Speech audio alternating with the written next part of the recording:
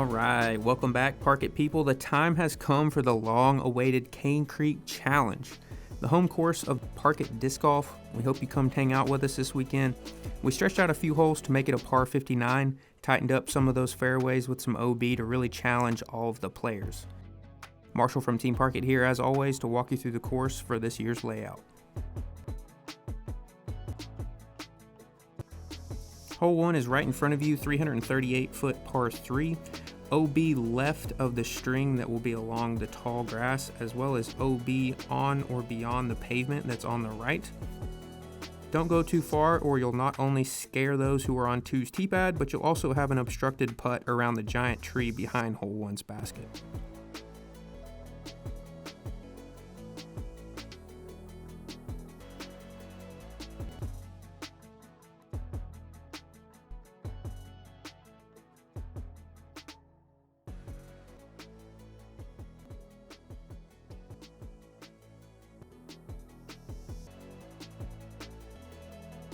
Hole 2 will be the same OB left along the tall grass by the creek, as well as OB on or beyond the pavement that is on the right side, but it also wraps around behind the basket. 245-foot par 3. Be careful not to go too far. Right-hand, backhand players are going to smoke one straight down the gap and have a little bit of a stable finish at the end to drop in near the basket.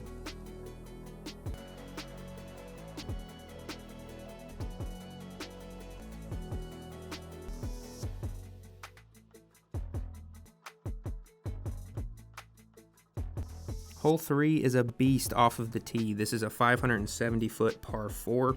You really want to flex one clean out of the woods on top of this hill, or else you'll have a long way to scramble to get to this par 4 basket. It's ideal to shoot one out of the gap at the top of the hill to set yourself up for a 90-degree turn, to then go up the hill for your approach. This big tree to the right will be a Mando left to keep everyone from the playground. The basket will be hidden from view on the approach shot, but it is hidden in this grouping of trees up towards the fence, where some of these trees can really obstruct your putt. There will be OB beyond the fence that is to the left and behind the basket.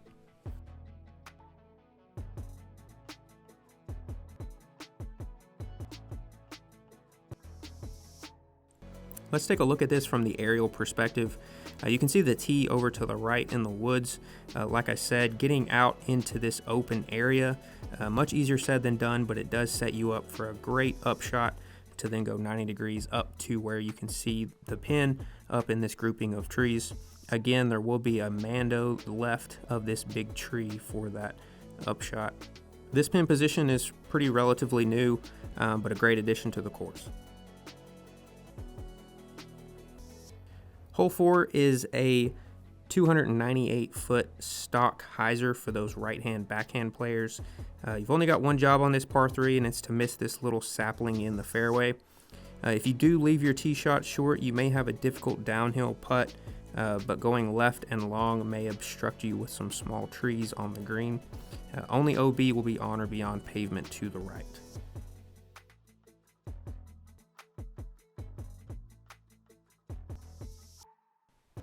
Hole 5 is another long par 4 at 510 feet, OB right or beyond pavement, as well as OB beyond the string on the left side of the fairway. Off the tee, you want to get as far up this hill as you can and hit a landing zone where these trees aren't going to be in the way for your upshot. Be mindful of this OB string on the left side because it does curl up behind the basket and only leaves you with about circle 1 around the basket to be safe. So really want to concentrate on those upshots.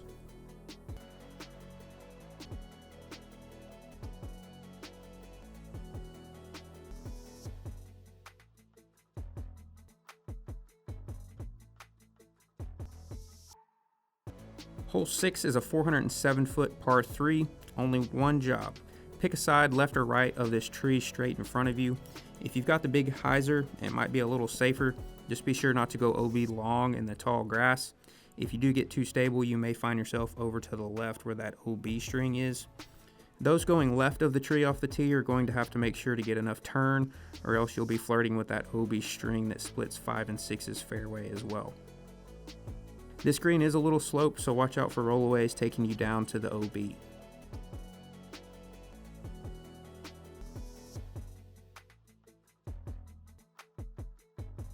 Hole 7 is a 244-foot island hole.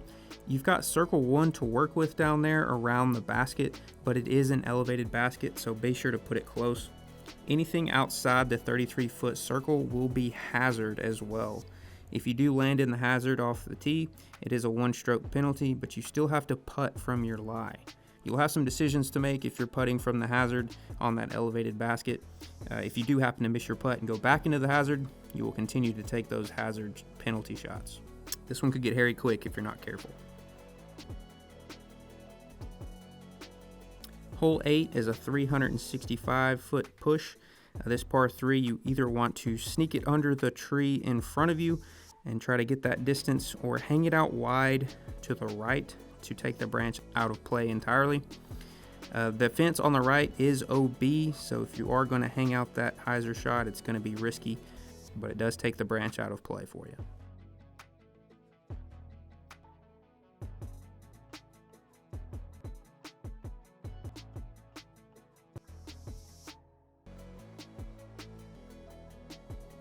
Hole 9 is a 338-foot par 3, straight in front of you. OB long with the high grass, and OB on or beyond the pavement to the right.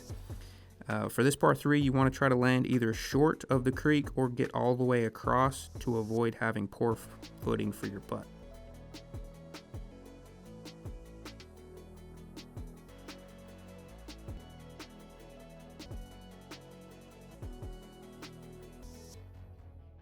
Hole 10 is tucked up and right back into the corner.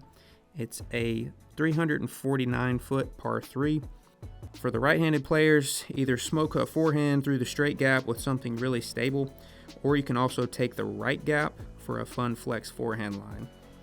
The drone's going to be taking the straight gap, which will then take a right-hand turn up to this backhand corner.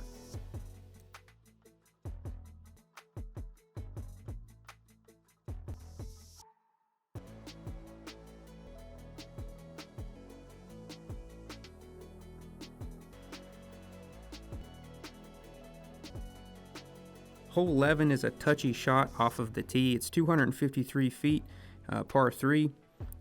You do have to navigate around a couple of guardian trees in the fairway, so just pick a gap and try to hit that. If you are able to do this, you should have a relatively open pocket around the basket for putting, but obviously that's easier said than done.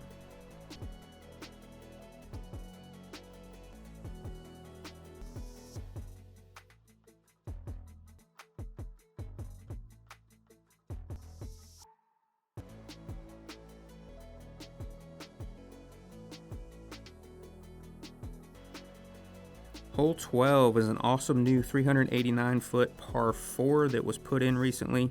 It is an eagleable par 4 for those who can hit the risky line perfectly, but if not, boy does this hole have some teeth. Only OB is going to be the fence on the left, if that does happen to come into play. The left gap is the safe layup shot off of the tee, but the right skinny gap where the drone is taking the entire way is the riskier, more aggressive line. Landing anywhere in this fairway where the drone is going is great. If you don't, when you get done scratching and clawing your way through the woods, enjoy a lovely death putt as this basket sits on a pretty steep cliff. If you can hit that line perfectly, it's the best feeling on the entire course. If not, you will be paying for it. This will definitely be a separation hole. Hole 13, you need to hit a sneaky tight gap to the right or take the gap that is straight off the tee where the drone is flying. This is a 253-foot par 3. The basket is off to the right down in the corner along the path that takes you to 14's tee pad. Anything beyond the fence left and long of the pin will be out of bounds.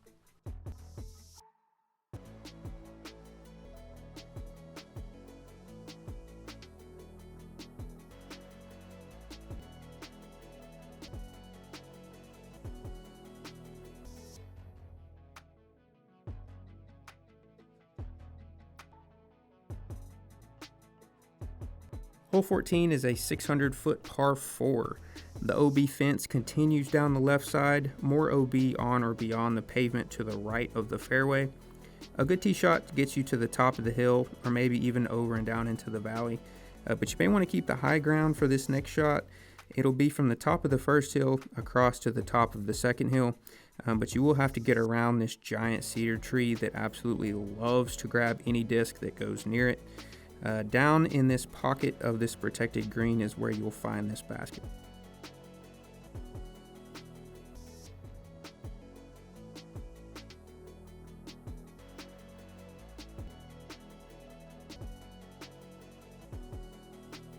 Hole 15 is a new pin position. This is going to be a 330-foot par 3. It's placed even farther from the tee for some extra fun and challenge. OB is going to be on or beyond pavement left and on or beyond pavement right.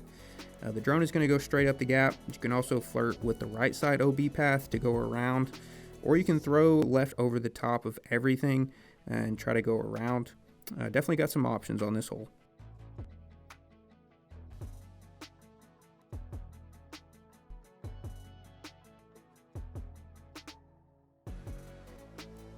Hole 16 is the infamous Cane Creek water carry. It's a 308-foot par 3. Maybe circle 1 to work with on the island, maybe slightly less. I guess this is more of a peninsula actually. Any tee shot that is surrounded by water will drop at the water's edge drop zone and have to throw across the water again after taking an OB penalty stroke. Any shot thrown after the tee shot that goes OB will be played where it was last in bounds with a penalty stroke. Everything to the right of the water that is to the right of the pavement is actually going to be playing as casual, so feel free to lay up over there if you wish. Another great separation hole.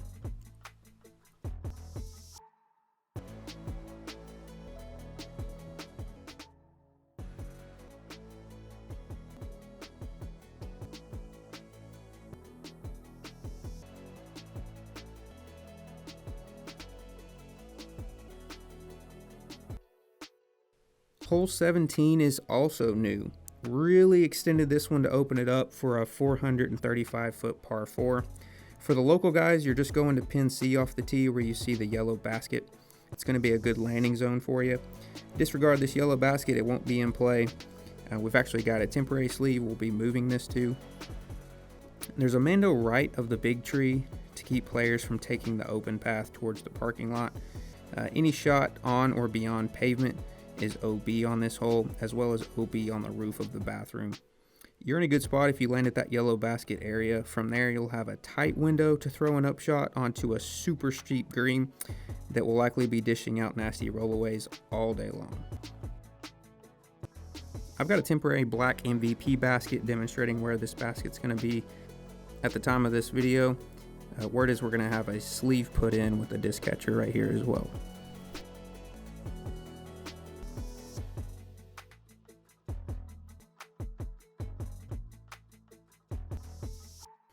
Hole 18 is short and sweet, in theory. Only 200 feet on this par 3, but you do have a tight gap to hit, and these steep hills and tight OB left on or beyond the pavement will punish you if you don't hit that gap clean. OB on or beyond pavement to the left, including the playground. A great finishing hole that still has potential for significant scoring separation. That's a wrap, everyone. Come hang out and battle it out at the home course with a new fun temp layout. Give Park It Disc Golf a follow to support and stay up to date. We have our awesome Hidden Valley Open tournament coming up at the Hidden Valley Golf Course in Livingston in November that everybody loves to play. It's only twice a year we get to get out there to host something, so you don't want to miss out on it. Thanks for sticking around with me. I'll catch you all in the next one.